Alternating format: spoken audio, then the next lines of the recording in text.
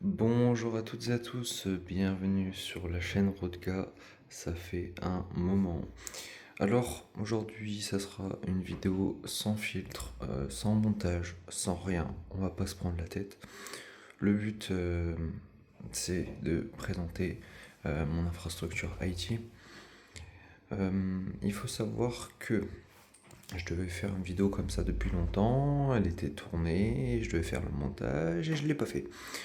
Bref, voilà, donc je vais vous présenter mon infrastructure IT. Ça sera sans montage, euh, voilà, ça sera sans filtre. Donc, alors déjà mon bureau, on va commencer par la base. Donc déjà ça c'est mon infrastructure IT. Ici il y a l'imprimante 3D.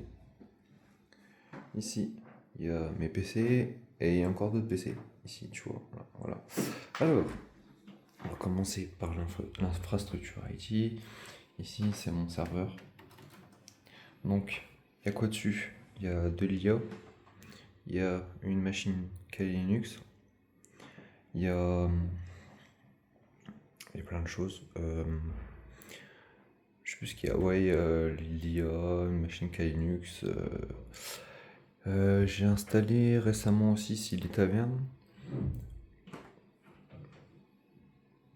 Ici, donc il y a mon NAS principal pour stocker mes photos, vidéos, la totale. Ici, il y a mon routeur 4G hier, ici.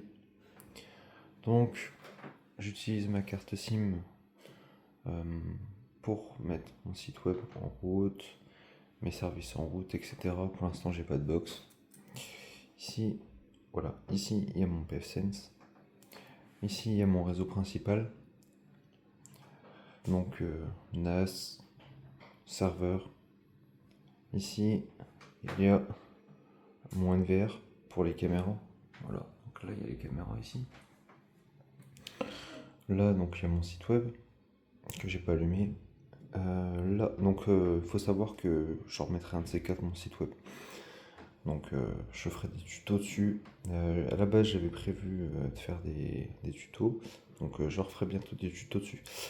Euh, Ici, il y a mon Plex. Il y a mon deuxième réseau. Alors, à quoi il sert ce deuxième réseau? Vous pouvez me dire, oh, bah, il aurait pu faire des VLAN, nanana. En fait, non, c'est parce que le truc, c'est que je voulais faire un réseau vraiment physique séparé. Voilà, donc là, ici, ça aurait pu être par exemple pour stocker des données clients. Ici, on a un petit point d'accès Wi-Fi pour se connecter here, là. Donc mon imprimante 3D, faut savoir que j'ai beaucoup galéré avec mon imprimante 3D au début. Il m'a fallu un petit temps pour la maîtriser. Maintenant, c'est ok, je me débrouille bien.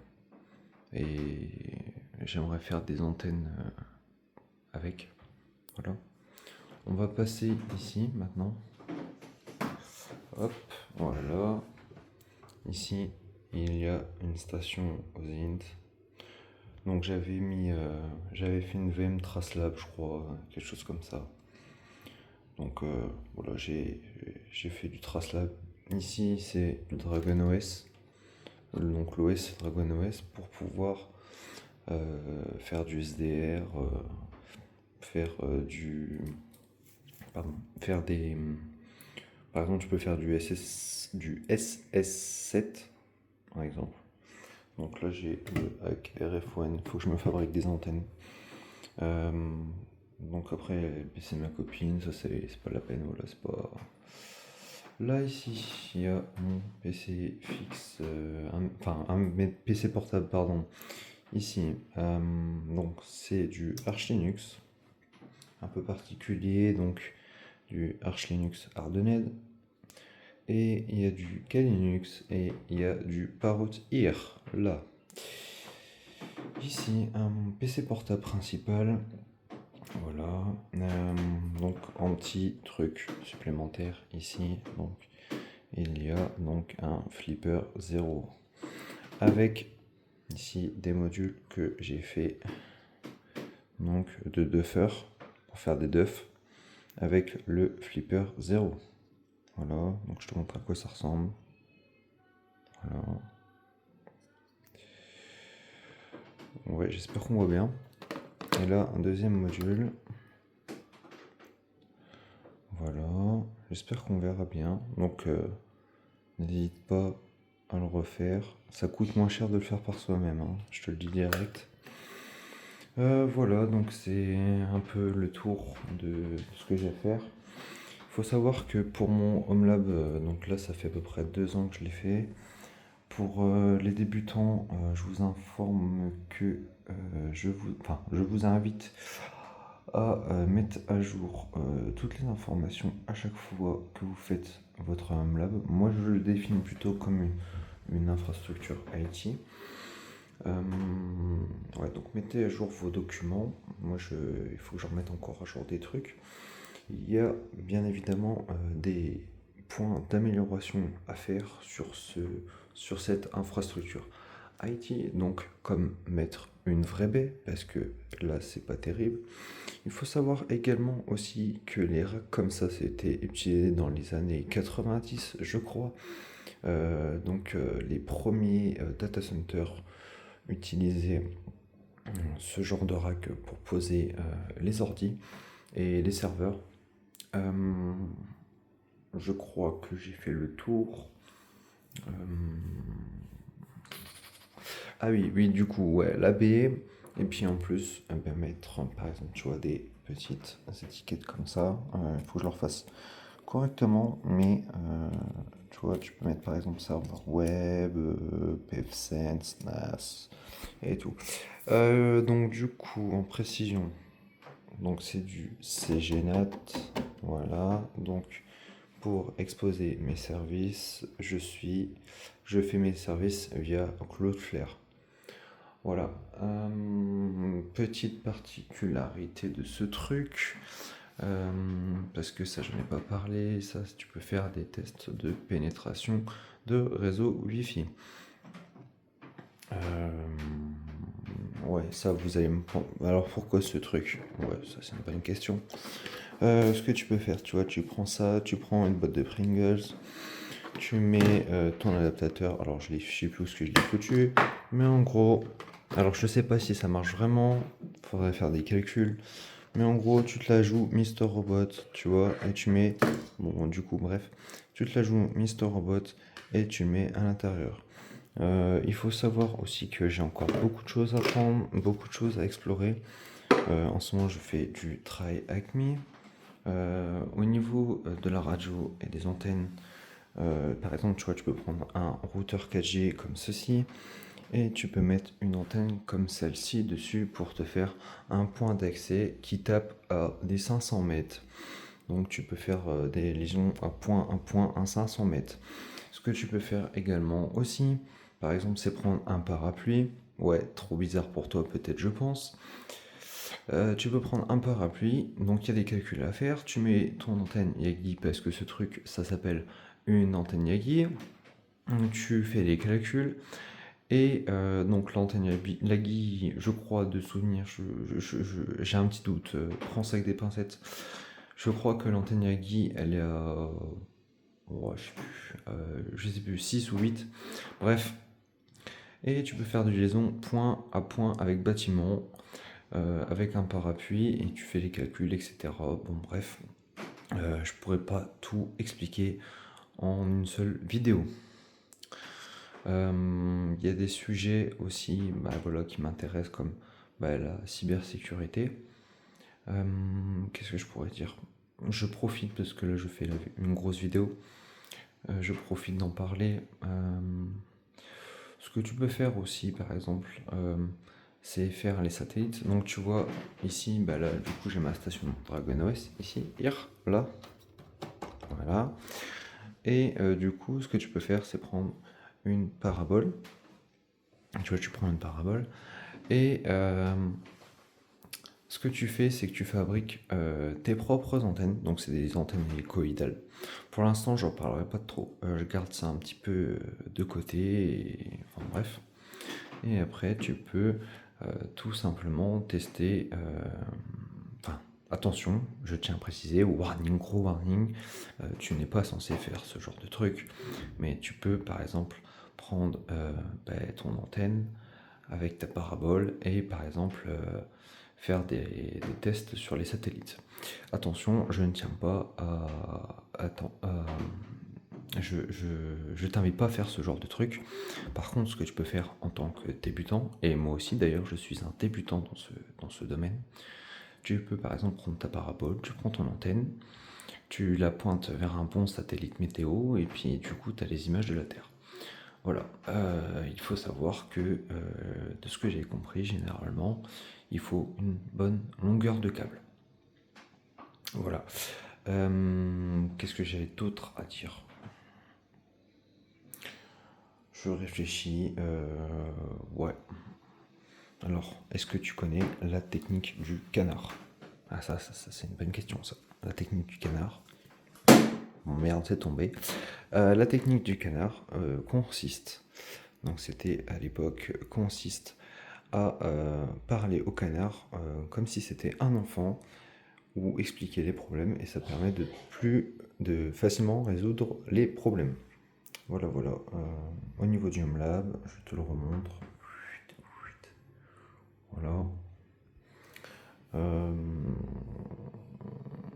Voilà, donc ça c'est mon endroit où je fais mes geekeries. Tout ce qui est niveau caméra aussi, il faut savoir que le mieux c'est de la marque Dahua. Généralement, je crois que c'est du Dahua. Ouais, Dahua.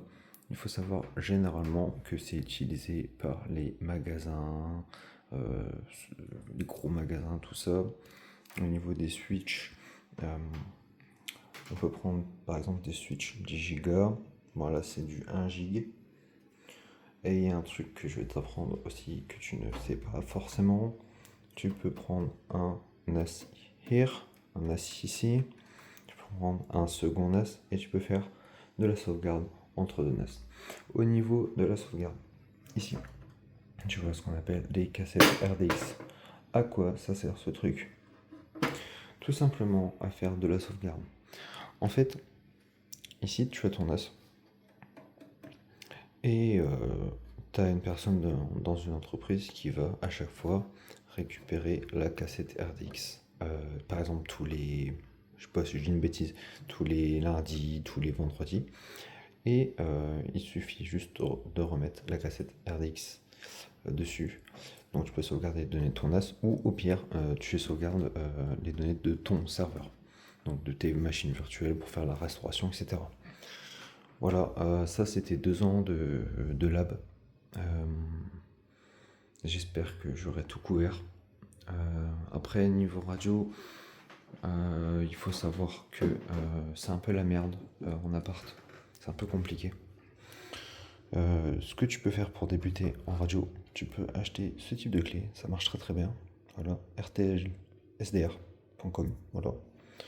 Ce type de clé fonctionne très très bien. J'ai pu capter la radio de base, mais tu peux capter plein d'autres trucs ici. Donc voilà. Donc tu as des antennes comme ceci, mais moi je t'invite à faire tes propres antennes pour faire tes propres expérimentations. Voilà. Et puis une petite dernière chose. Ici, il y a des kits de crochetage. Il faut savoir qu'en Red Team, j'ai une Duff Watch ici, tu vois, ça c'est le petit plaisir, on va dire. Ici, j'ai un kit de crochetage, et en gros, à quoi ça sert en Red Team?